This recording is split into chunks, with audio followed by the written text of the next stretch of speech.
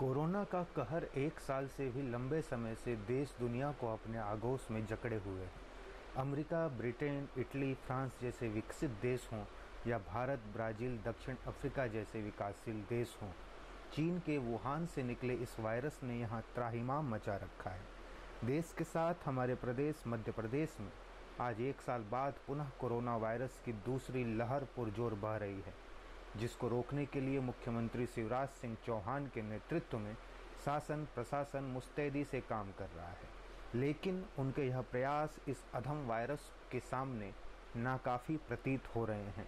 इस वीडियो में हम प्रदेश में कोरोना वायरस को नियंत्रित करने के लिए किए जा रहे प्रयासों के साथ वास्तविक वस्तु स्थिति को समझने का प्रयास करेंगे।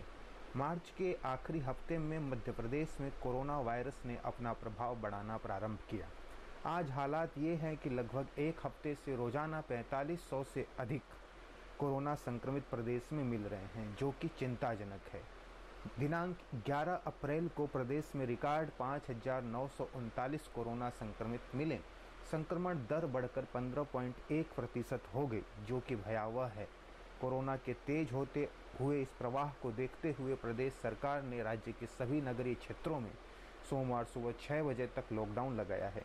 साथ ही इंदौर, रतलाम, छिंदवाड़ा, खरगोन, बैतूल, अनूपपुर आदि 12 अन्य जिलों में जिला क्राइसिस मैनेजमेंट टीम की अनुशंसा पर 19 से 20 अप्रैल तक लॉकडाउन लगाया है, जो कि प्रशंसा योग्य सुरक्षात्मक कदम है। लॉकडाउन से सरकार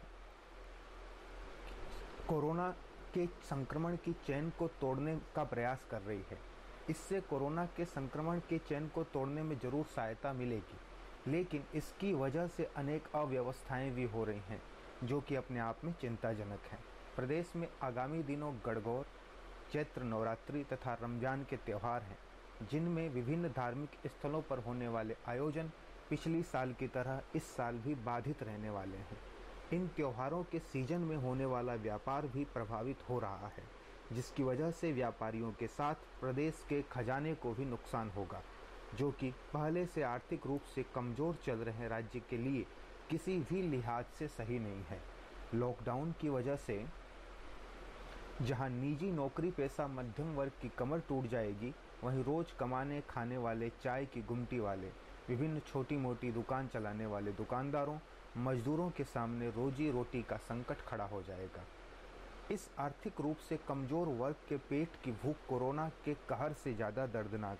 इसके साथ प्रदेश में काम कर रहे लाखों प्रवासी मजदूरों के सामने भी रोजी रोटी का संकट खड़ा हो रहा है। यही कारण है कि प्रवासी मजदूर आसन्न संकट को देखते हुए तेजी से पलायन कर रहे हैं।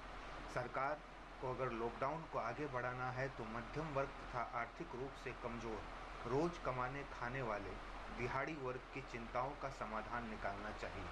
पूर्ण लॉकडाउन की जगह पार्शियल व क्रमबद्ध लॉकडाउन के विकल्प पर फोकस करना चाहिए। मध्य प्रदेश सरकार, जो कि अक्टूबर के बाद कोरोना की लहर को कमजोर मान लगभग लापरवाह हो चुकी थी, वो पड़ोसी राज्यों महाराष्ट्र तथा छत्तीसगढ़ में बढ़ते कोरोना के मामलों को देखते हुए अगर समय रहते एक्टिव व चुस्त रहती तो शायद यहाँ हालात नहीं बिगड़ते। खैर, अब जो होना था वो हो गया।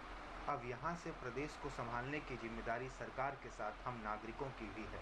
सरकार को चाहिए कि कोरोना के नियंत्रण के साथ जनता की सुविधाओं का भी ध्यान रखें और इनको ध्यान में रखकर ही नीतियाँ बनाएं, तथा जनता की जिम्मेदारी है कि वो सरकार की कोविड गाइडलाइंस का पालन करते हुए कोरोना के संक्रमण को रोकने में अपना योगदान दें। कोरोना के संक्रमण को रोकने के लिए जितना बड़ा योगदान लॉकडाउन का है, उतना ही महत्वपूर्ण है कि अधिक से अधिक संख्या में कोरोना के टेस्ट किए जाएं।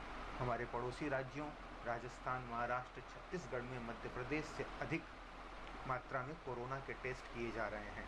लगभग 2.5 करोड़ की जनसंख्या वाला छोटा राज्य छत्तीसगढ़ जहां 60 से 65 हज़ार टेस्ट कर रहा है, वहीं मध्य प्रदेश में 40 हज़ार टेस्ट भी नहीं किए जा रहे हैं, जो कि चिंताजनक है।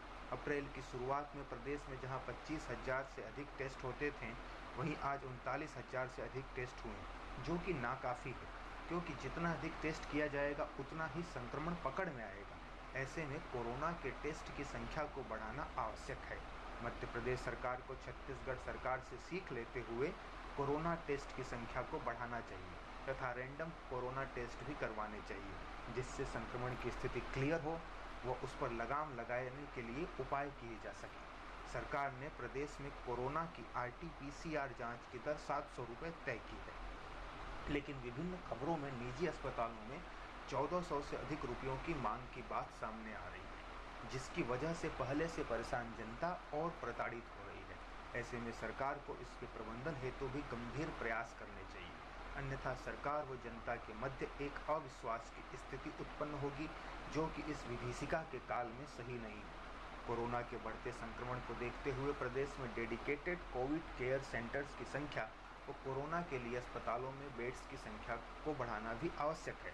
सरकार का दावा है कि वर्तमान में 35,000 से अधिक बेड्स उपलब्ध हैं तथा इनकी संख्या 1 लाख करने के लिए सरकार प्रयत्नशील है। वर्तमान में 35,316 कोरोना के संक्रमित अस्पतालों तथा होम आइसोलेशन में है तथा इनकी संख्या रोज तेजी से बढ़ती जा रही है।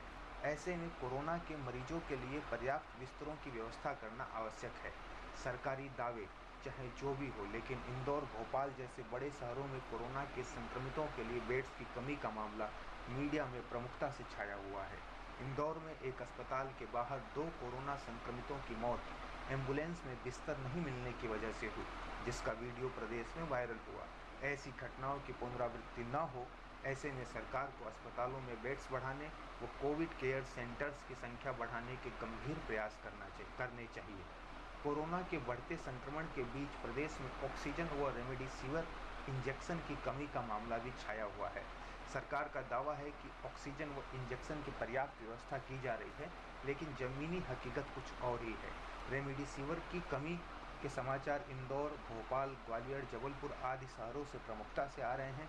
मरीजों व उनके परिचितों की लंबी लंबी लाइनें दवा की दुकानों पर देखी जा रही हैं।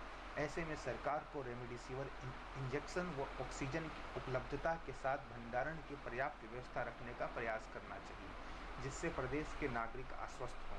प्रदेश में कोरोना टेस्टिंग को लेकर अलग अलग जगहों से प्रबंधन की खबरें आ रही हैं। शिवपुरी में कोरोना की जांच के लिए गए एक शख्स को पहले नेगेटिव व बाद में पॉजिटिव होने का मैसेज मिला। झाबुआ में एक शख्स का नाम बिना जांच ही कोरोना पॉजिटिव की लिस्ट में आ गया, जो कि कोरोना जांच के कुप्रबंधन की ओर इशारा कर रहा है। सरकारी प्रबंधन द्वारा जांच तथा कोरोना के कारण हुई मृत्यु के आंकड़ों में गड़बड़ी व उन्हें छुपाने के आरोप विभिन्न मीडिया रिपोर्ट्स में लगाए जा रहे हैं। जबलपुर से भाजपा विधायक व पूर्व मंत्री अजय बिश्नोई ने भी शुक्रवार को क्राइसिस मैनेजमेंट की बैठक में इस मामले को उठाया। बिश्नोई ने कहा कि शुक्रवार को 14 मौतें हुई, जबकि 2 मौतें ही रिपोर्ट में दर्शाई गई। ऐसे में सरकार को आंकड़ों में स्पष्टता रखनी चाहिए। बिश्नोई ने अस्पतालों में उपलब्ध सुविधाओं मसलन ऑक्सीजन व बेड्स के कुप्रबंधन पर भी कड़े प्रश्न किए। ऐसे में सरकार को कोरोना की जांच, ऑक्सीजन, रेमडेसिविर इंजेक्शन व कोरोना बेड्स के प्रबंधन तथा मृत्यु व जांच के आंकड़ों के प्रबंधन को सुधारने के लिए गंभीर प्रयास करने चाहिए। वीडियो के आखिरी में आप सभी से मैं यह कहना चाहूँगा कि आप इस वीडियो को अधिक से अधिक शेयर करें, जिससे आपकी व हमारी आवाज़ सरकार के कानों में पहुँचे तथा सरकार कोरोना के प्रबंधन को और बेहतर ढंग से करे। एवं आप सभी से हमारा निवेदन है कि आप सरकार द्वारा जारी किए गए कोरोना के नियमों, उसकी गाइडलाइंस को मानें, मास्क व सैनिटाइजर का बराबर प्रयोग करें, बेवजह बाहर व भीड़ भाड़ वाले इलाके में जाने से बचें, घर में रहें तथा सुरक्षित रहें। धन्यवाद।